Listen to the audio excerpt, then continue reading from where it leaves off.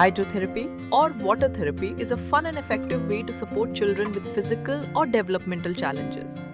Using the natural benefits of water like buoyancy, warmth, and resistance, it helps improve their strength, flexibility, coordination, and overall movement. ആദർശിനെ സംബന്ധിച്ചിടത്തോളം നമുക്ക് hydrotherapy deal ചെയ്യാൻ വേണ്ടിയിട്ടുള്ള ഒരു expert team തന്നെയുണ്ട്.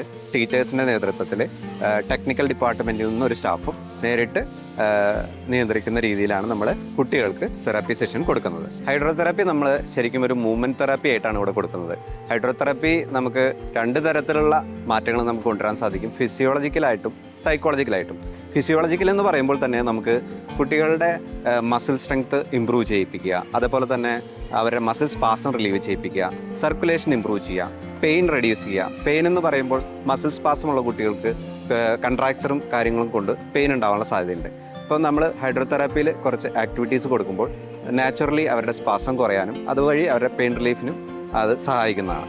അതുപോലെ തന്നെ psychological effect എന്ന് പറയുമ്പോൾ കുട്ടികളുടെ മെൻ്റൽ വെൽബീയിങ് ഇമ്പ്രൂവ് ചെയ്യാൻ സഹായിക്കും. കാരണം നമ്മുടെ ബ്ലഡ് സർക്കുലേഷൻ കാര്യങ്ങളൊക്കെ ഇമ്പ്രൂവ് ചെയ്യിക്കുന്നത് വഴി ബ്ലഡ് പ്രഷർ കുറയ്ക്കാനും അവരുടെ ഒരു ആങ്സൈറ്റി, അതുപോലെ തന്നെ അവർക്കുണ്ടാകുന്ന ഹൈപ്പർ ആക്ടിവിറ്റി, അങ്ങനെയുള്ള കാര്യങ്ങളൊക്കെ കുറയ്ക്കാൻ വേണ്ടിയിട്ട് നമ്മൾ ഹൈഡ്രോതെറാപ്പി വഴി സാധിക്കും. ഓട്ടിസം ഉള്ള കുട്ടികൾക്കൊക്കെ ഒത്തിരി ഗുണമുള്ള ഒരു കാര്യമാണ് ഈ ഹൈഡ്രോതെറാപ്പി.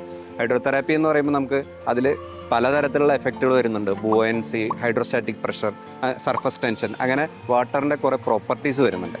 അതുവഴി കുട്ടികളിൽ ഒത്തിരി തരത്തിലുള്ള ഫിസിയോളജിക്കൽ എഫക്റ്റുകൾ വരുത്താൻ നമുക്ക് സാധിക്കുന്നുണ്ട്. അപ്പോൾ ഈ ഓട്ടിസമുള്ള കുട്ടികൾ സാധാരണയായിട്ട് ഹൈപ്പർ ആക്റ്റീവ് ആയിരിക്കും. അപ്പോൾ ഈ ഹൈപ്പർ ആക്ടിവിറ്റി റെഡ്യൂസ് ചെയ്യാനും അവർ കുറച്ചും കൂടെ കാം ഡൗൺ ആവാനും ഹൈഡ്രോതെറാപ്പി വഴി നമുക്ക് സഹായിക്കുന്നു.